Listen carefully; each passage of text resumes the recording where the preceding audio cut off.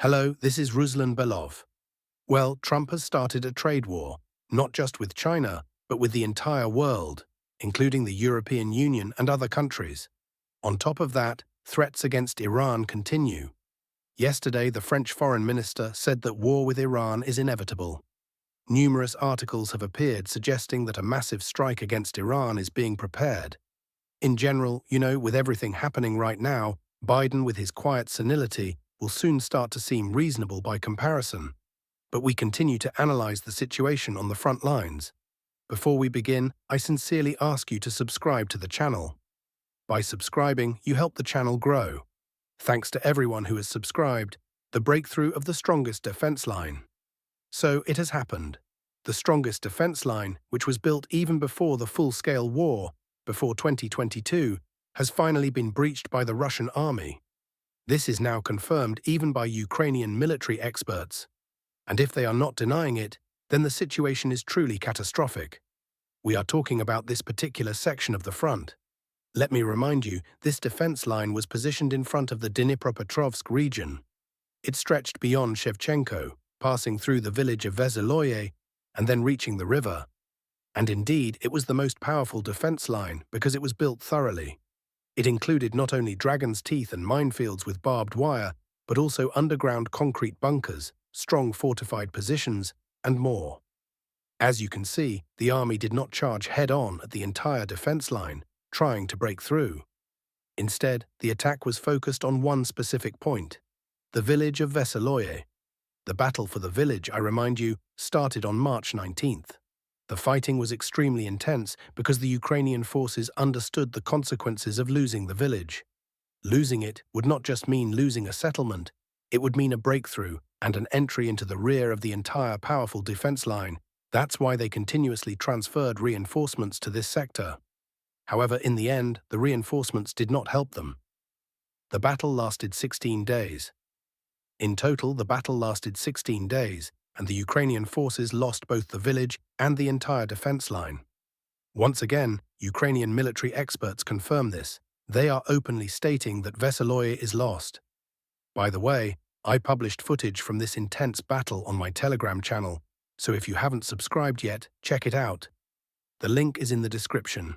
Now, returning to the topic, the settlement of Veselo is now under full control of the Russian army. What happens next? The next phase of the offensive.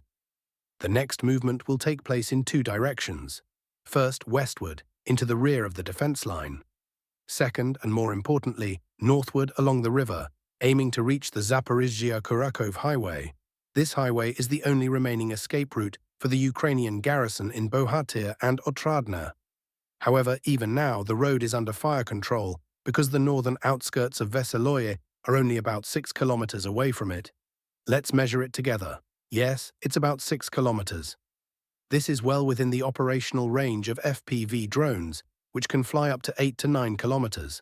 So, any equipment moving along this road from Bogatyr or Otradne will immediately become a target. Of course, the army will aim for full physical control of the road to completely cut off the Ukrainian garrison in Bogatyr. Once again, Ukrainian experts are also acknowledging this. They openly state that the Russian army's goal now is to block the road completely, leaving no way in or out of Bogatyr. Now let me tell you something, the garrison in Bogatyr is not small. It consists of around 1,000 Ukrainian soldiers, counting both Bogatyr and Otradne. And this force is already operationally encircled. They can no longer retreat without suffering losses. Their situation is worsening by the day, especially now that the Russian forces have broken through west of Bogatyr. Let me show you how events will unfold next. The next targets. After capturing Veselo, the offensive will move toward the neighboring settlement of Kotlyarivka. It's possible that Russian troops have already reached its outskirts, but I don't have confirmation yet because the fighters are currently out of contact. However, the distance between the villages is very small. Let's measure it. It's less than 800 meters, not even a full kilometer between Veselo and Kotlyarivka. So the battle for this settlement will start very soon. After that, the offensive will move towards the larger settlement of Komar, which is already being hit by drones and FAB bombs. Capturing Komar will also mean taking full control of the highway. thereby blocking the only remaining escape route. Ukrainian command ignored the warnings.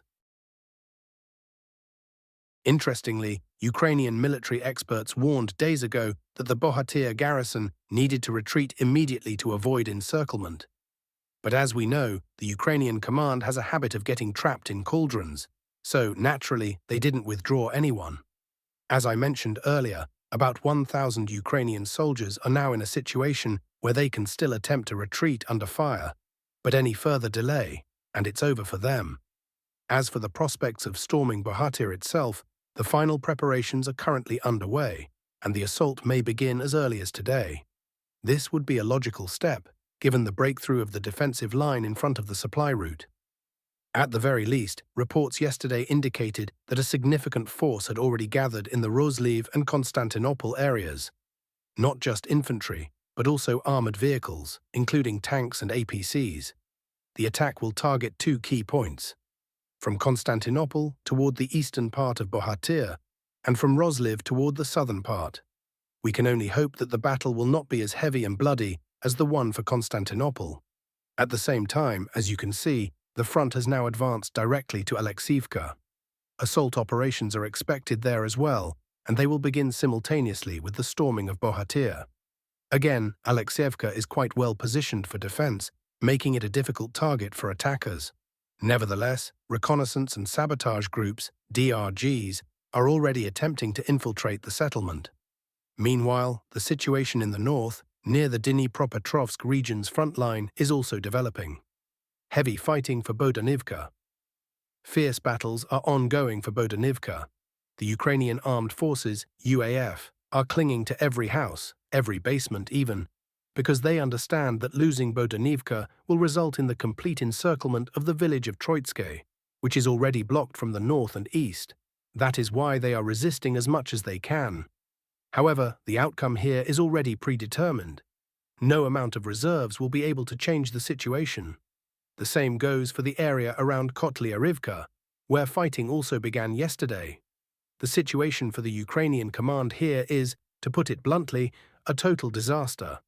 The loss of Kotlyarivka would mean that the road to the Dnipropetrovsk region is completely open, because beyond Kotlyarivka there is nothing left all the way to Novopavlivka.